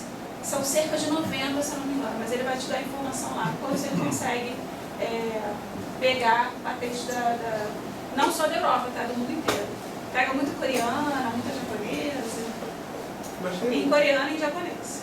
É isso que eu ia perguntar, na língua nacional. Se ele não tiver o registro no PCT, o PCT tem que estar em inglês. Se ele só existir a versão coreana, vai estar em coreano. Ele tem uma ferramenta de tradução, mas eu não confiaria muito não. Tá? Se for francesa, ela é francesa e assim por diante, é na língua nativa. Tá? Agora, se ela tiver o depósito, aquele WO, que é do PCT, é o Word, aí ela é em inglês. Você consegue... Mas aí entra a questão, né? Que nem aqui no Brasil, se você quiser patente só no Brasil, só vale no Brasil. Isso. Entraria nessa mesma situação, por exemplo, Isso. uma coreana. Uma coreana, ela só está valendo lá, se ela não tiver... Você lembra lá na brasileira que eu te mostrei? Ela é brasileira com o depósito do PCT. Então ela tem uma versão do mundo, tá? Protegida. E aí na versão dela do WO, eu vou mostrar para vocês um exemplo.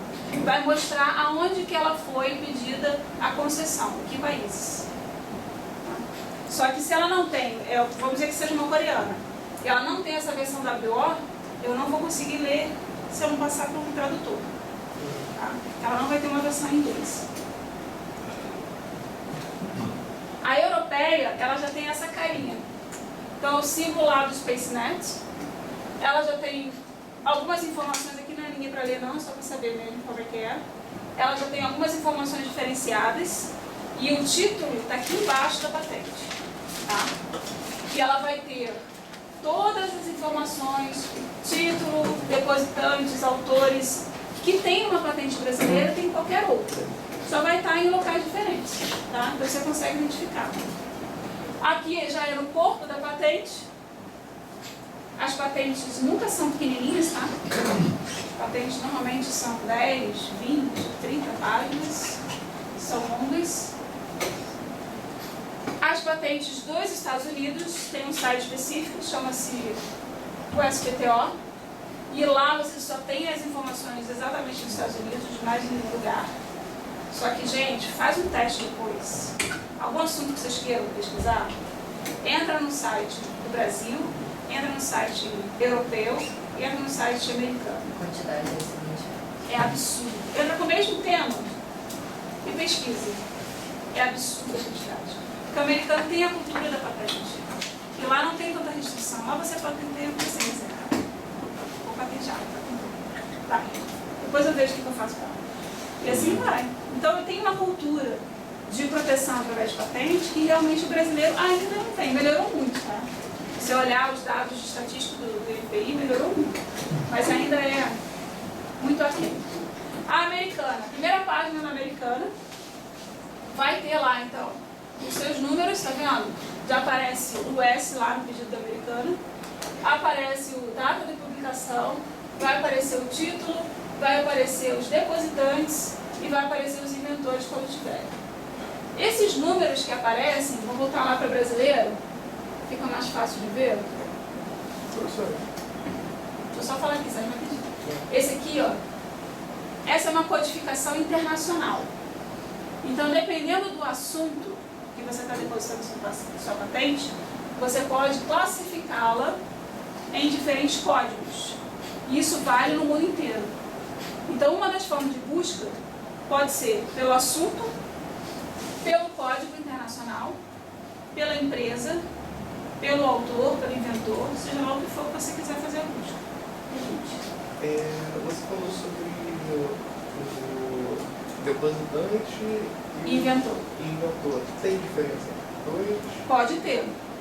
Por exemplo, quando eu, inventora, dentro da empresa, eu não sou depositante, quem é depositante é a empresa. Quando eu, inventora, dentro da universidade, eu não fiz nenhuma por aqui, mas provavelmente eu também vou ser inventora e depositante na universidade. Então, normalmente, não é obrigatório. É uma empresa, é um CNPJ, como a gente fala, né? O depositante, e os inventores são pessoas físicas. Ainda mais se você assinar um contrato, porque tem coisas que empresa, o que você faça ali dentro é dela. Empresa, com certeza, não tem dúvidas. As universidades também. Tá? Agora, se eu sou inventor independente, eu vou ser depositante e inventor. Provavelmente, tá? E você encontra alguns corajosos. A patente americana, ao final dela, normalmente isso se encontra no final de todas elas, tá? Não só da americana. Na brasileira, na americana, na europeia, na coreana, seja lá qual for. Os claims, que são as reivindicações, vêm no final da patente. Você já está enjoado, você não consegue mais ler nada. Aí lá você vai encontrar a descrição precisa do que está sendo protegido na patente. Então, dica, na hora que você for fazer uma busca, leia o resumo e as reivindicações. Se for realmente do interesse, você olha o corpo da patente. Tá? Mas são as duas informações principais que você vai precisar. O resumo, que traz um pouco mais de informação, e os claims, que são as reivindicações. Então, olha, nunca é um item só. Vem o item principal, que a gente chama que é o elemento protetor principal, e as derivações daquele item. Essa patente, inicialmente, ela tinha 10 claims, 10 reivindicações. Mas muitas foram canceladas na avaliação do pedido da patente. E é americana, tá? Isso pode acontecer. Por quê? Foi sendo encontrada anterioridade, ou alguém foi dizendo que já tinha patente daquele assunto, e aí, para manter a patente, aí é melhor você cancelar alguns claims, algumas reivindicações. Certo? No mundo, o que acontece? No mundo, a gente tem o depósito, que é feito pela WIPO. Tem um site aqui em cima, todo mundo consegue enxergar? É só botar o WIPO lá que vai aparecer. E o código, que é normalmente falado, para quem está falando de patentes, é o PCT. Tá? Porque a WIPO ela pode ser para sistemas, para desenho, para várias coisas. O Sistema Internacional de Patentes é chamado PCT. Então, quando você quer depositar no mundo uma representatividade maior, aí você procura o escritório PCT para depositar sua patente. Não é para me gabar, não, mas as duas que eu participo são PCTs. Então, quando você tem as patentes PCT, já muda a primeira cara. Por quê? A primeira página dela ela vai aparecer lá a sua classificação internacional, ela aparece o número do PCT, que tem o WO na frente. O primeiro ano aqui, ó, o número é o ano de depósito da patente. E aí você vai ter o requerente, que é o depositante, foi a Braskem, na época que eu estava lá, e os inventórios que estavam envolvidos. Meu nome está aqui, ó. Ana Cristina Afonso Moreira, certo? E você escolhe aonde você vai depositar. Então, dentro do PCT, você não obrigatoriamente tem que depositar em todos os locais do mundo. Você escolhe. Então, a tecnologia que a gente estava desenvolvendo era de um catalisador metalocênico para polimerizações de polietileno. Se eu tenho um catalisador, eu tenho que identificar aonde que é importante eu depositar aquela patente. E aí eu vou escolher. Porque, obviamente, cada lugar que eu deposito é um valor diferenciado que você paga. Tá?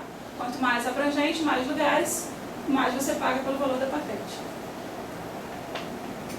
No PCT, você alcança, como em ali, 151 países. Todas as regiões que estão em azul, elas são cobertas pelo PCT. Até a China? Até a China. Certeza? Sim. O que é depositado, tá? Não necessariamente eles estão depositando patente. Então você consegue enxergar de todos os lugares. O escritório europeu traz as mundiais. Então quando você faz a busca lá no SpaceNet, você traz as patentes que estão depositadas no PCT. Então lá você já consegue ter uma abrangência maior. Só que você pode encarar também outras que não estejam em inglês. Tá? Mas aí você, Google Translate e vai na frente. Tem como pesquisar por país? Tem como pesquisar por país. Você pode entrar em cada site de busca, vai ter uma forma de você fazer a busca. Ou você faz ela de forma simplificada ou avançada. Na forma avançada você consegue restringir aonde você quer. Só que você tem que usar a codificação que eles usam. Aí normalmente eles trazem também um guia rápido, qual é o símbolozinho. Então, por exemplo, no Brasil é CBR, Estados Unidos é US, Europa é EP e assim por diante. Tá? Coreano é SN, que eu peguei várias. Então, não sei falar coreano não. Aqui eu vou trazer um exemplo para a gente finalizar. Um exemplo que foi feito aí na época que eu estava vendo na empresa, de como é que a gente faz e para que serve, e como é que a gente utilizou essas informações. Estou trazendo para vocês aqui porque é público. Qualquer um pode fazer isso, porque afinal de contas foram todas informações de patentes. Tá? Como é que eu vou usar as patentes para identificar tecnologias que eu tenho interesse? Como exemplo, então, o que a gente queria na época?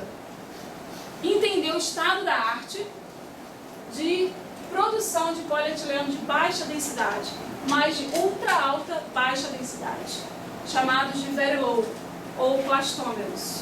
Tá? Então a gente identificou qual era o objetivo que a gente queria na busca, identificamos o escopo e o objetivo.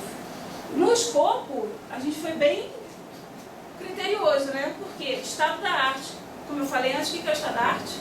É tudo que existe a respeito. Então a gente fez na escala mundial essa pesquisa. Verificar então o que a gente queria, o detentor das tecnologias de produção dos polímeros. E se era possível produzir internamente, tá? Com as tecnologias que estavam sendo mostradas nas patentes. Se a gente já tinha desenvolvimento interno, seria possível de fazer. Obviamente sem copiar uma patente. Palavras-chave para qualquer sistema de busca, seja ele em artigos, em patentes, qualquer uma que você faça na própria internet que você queira, você precisa o quê? Saber como buscar. Isso aqui é que os escritórios de patentes sabem fazer muito bem. Vocês não têm ideia das estratégias de busca que eles bolam. A gente só dava as palavras-chave, mas eles podem usar as expressões booleanas, já ouviram falar? Booleanos é quando você usa o E, o OU, o asterístico. São códigos que você usa para refinar a sua busca. Então, evita que venha sujeira para a sua pesquisa e evita de faltar alguma coisa na sua pesquisa. Como se fosse botar aspas numa frase assim no Google. tudo que está na ordem ali que você vai usar. Exatamente, esses são booleanos.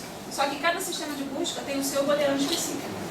Então lá quando você faz uma busca avançada em cada site, você vai ter que buscar qual é a forma de booleanos que ele está usando. Hashtag também deixa de ser isso, de certa maneira. Exatamente.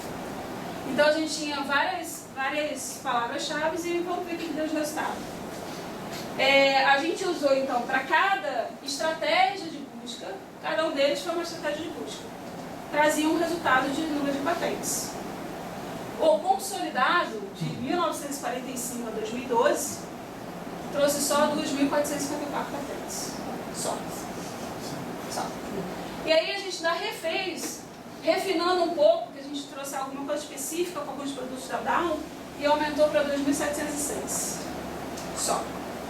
Você acha que a gente leu tudo isso? Óbvio que não. Tá? Então existem ferramentas para tratar esses dados. E isso é outro curso. Eu tenho também muito interesse, alguém aqui souber fazer.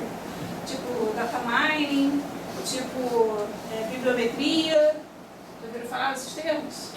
É algo que ferramentas para você tratar os dados de uma busca bibliográfica. Senão você faz na mão. Na época a gente fez alguma coisa na mão, porque a gente não tinha ferramentas. Então, o que a gente obteve? Gráficos, obviamente, né? Engenheiro gosta de gráfico. Então, a gente fez os gráficos fazendo de que forma?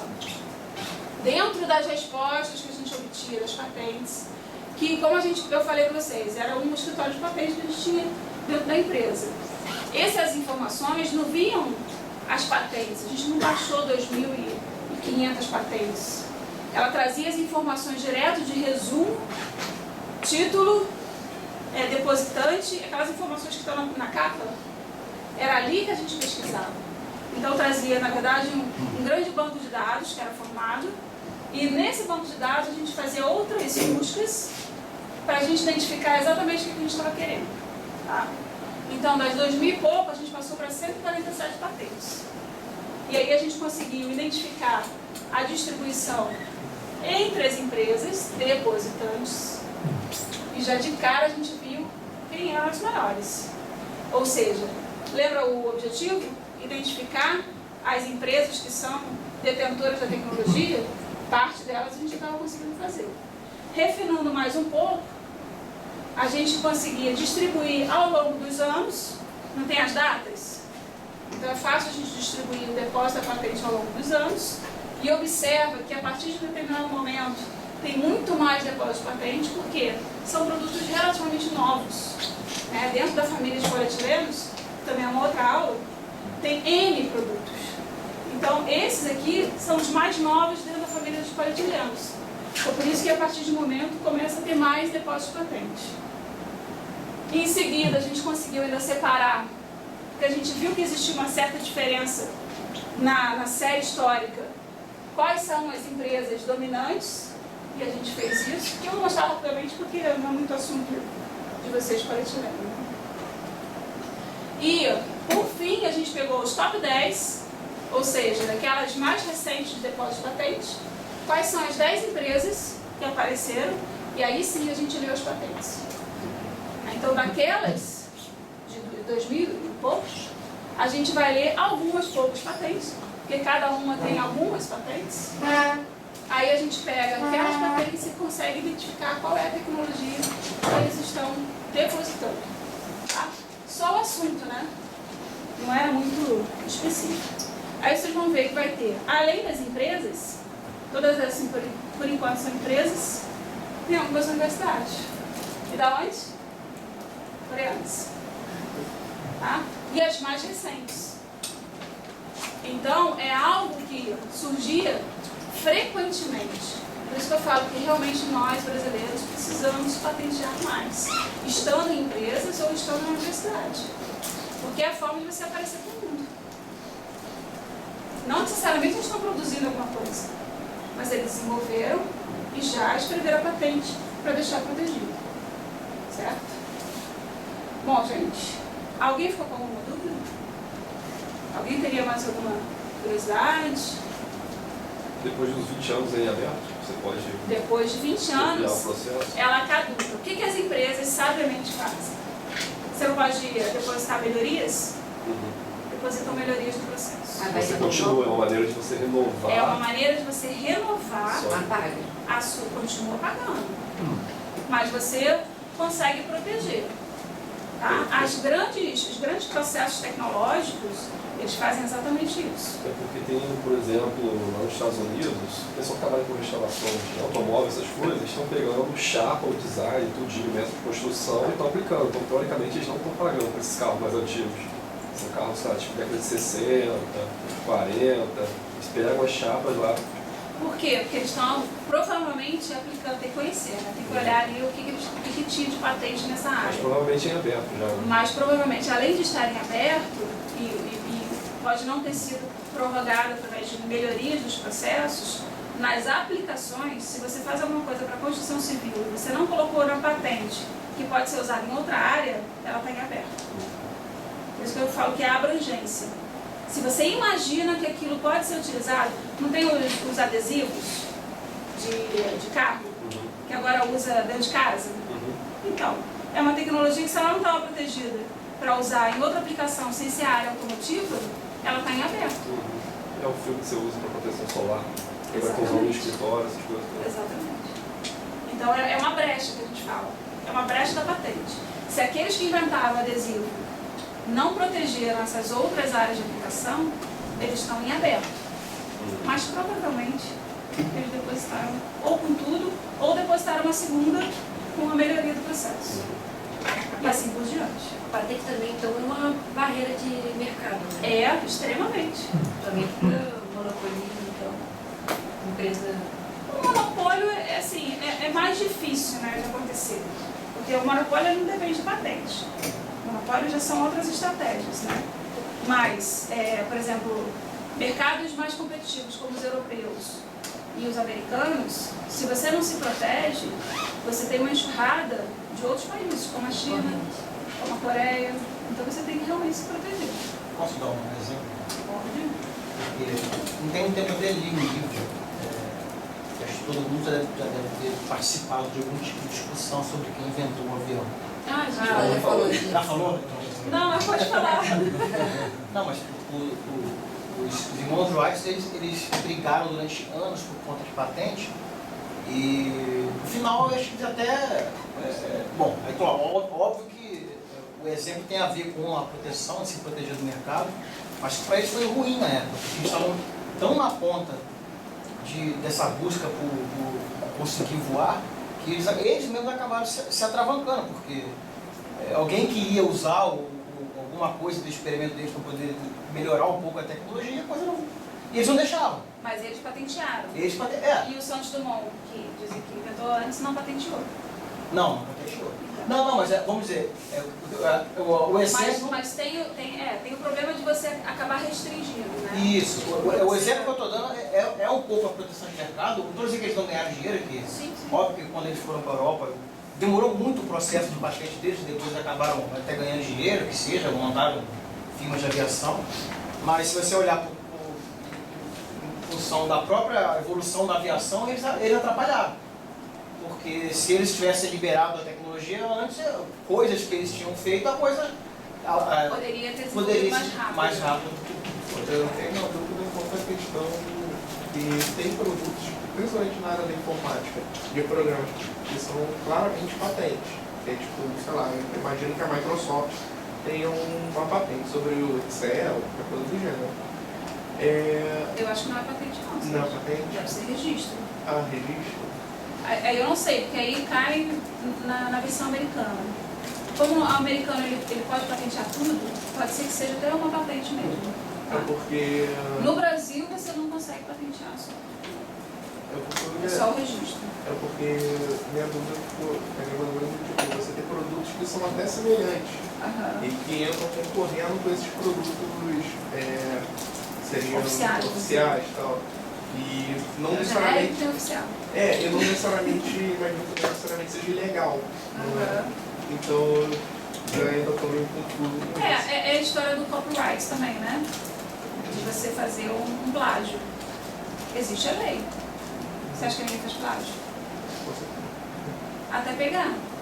Então, eu não sei te dizer com certeza, nunca pesquisei se existem patentes da Microsoft. Tá? Você sabe? Por conta do sistema americano, que é completamente diferente do sistema de patentes do mundo inteiro. Tá? Ele é muito mais aberto. Nos Estados Unidos você consegue patentear coisas que você não imagina. Por exemplo, se eu quiser patentear uma coisa que não é patenteável no Brasil, eu posso patentear pelos Estados Unidos, mesmo sendo americano? Pode. Entendeu? Você pode depositar em qualquer lugar que você queira. Tá? Desde que você pague Mas por onde isso. vai Desde que você pague por isso. E você provavelmente vai precisar de uma agência para intermediar. Né? Porque se você for fisicamente lá, não sei se é viável. Vai precisar de alguém para só ser interlocutor. Mas patentear lá significa necessariamente que também aqui no Brasil não. Não. Patenteou apenas lá é protegido nos Estados Unidos, não no Brasil. Para ser protegido no Brasil, você tem que fazer a brasileira ou você deposita no PCT com registro no Brasil. Mas, Ana, acho que a questão americana também tem a ver com... Eles patenteiam tudo, eu sei, mas eles também, como tem essa coisa do mercado muito aberto, de qualquer um pode fazer qualquer coisa, a questão, por exemplo, do Excel. O cara lá, vou patentear o Excel, aí você quer fazer um Open Office, você não pode, porque fatalmente tem nuances que eu acho que é o que permite justamente tudo. Cara, faz o que você quiser, seja inventivo. Então, como lá, vamos dizer assim, a restrição, entender o que é uma inovação, o que não é uma inovação, é diferente, pode ser que até exista uma patente americana de um Excel, de qualquer coisa assim, e alguém desenvolve algo muito parecido e ainda assim consegue proteger também, porque o sistema lá permite. Tá? Se você tentar fazer isso aqui no Brasil, você não consegue. Se você tentar fazer isso na Europa, provavelmente você também não vai conseguir. Tá? Mas o sistema americano é o mais aberto entre todos em relação a patentes. Tem um exemplo disso, agora eu lembrei. A Apple andou brigando com a Samsung por conta daquele botãozinho do meio para você voltar. Só por causa daquilo. Você vê que Mas aí é equipamento, é modelo de utilidade na versão brasileira. Não é um software. Sim. A Apple perdeu, mas a gente lembra que foi uma briga homérica na época lá, quando a Samsung estava invadindo, o S7, sei lá, o SN estava invadindo. E essa nuance que é um pouco turva ainda para mim, que é tipo, por causa dessa questão de ter coisas muito semelhantes e que você... E ainda serem protegidas de alguma forma. E as duas coisas existirem. Na categoria de melhoria, não? Então, pode cair, mas a gente está falando de versões americanas. Tem que estudar a legislação de cada legislação da americana no detalhe para você entender. Provavelmente lá é possível ter coisas muito similares e todas duas protegidas. Porque não é incomum você ouvir histórias, da faculdade, de computação, principalmente que eu estou conversando, de pessoal que saiu de uma empresa grande, montou sua própria empresa E fez o seu software. Exatamente, que é muito semelhante, concorre com o principal. Tal. Imagino que um tenha uma patente, provavelmente, e o outro também, de algum jeito, deve ter conseguido também. Se é para uso nacional, é aquilo que eu te falei, ele não fez uma patente. Acho que quer saber Ele até fez um onde registro vai de o software. Agora- monopólio e a concorrência, né? Exatamente. Até onde vai isso. Então, no Brasil, eu não sei o sistema de registro de software. Você tem que ir lá e pesquisar realmente. Porque pode ser que tenha aquele caso como eu estava falando antes. Você registra, mas você dá a opção de deixar em aberto o uso. Não sei. Tem que entrar lá e pesquisar. Tá? Pode ser que seja patente do processo, de coisas internas do próprio... Sei lá, Excel, por exemplo, tem um processo que eles inventaram, uma certa função que funciona. Então, vou patentear só isso aqui dentro do... Se você conseguiu colocar isso como um processo, pode ser. Mas se é só o software, não. O EMEI é bem claro lá o que ele diz, o que pode ser patenteado e o que não pode ser patenteado.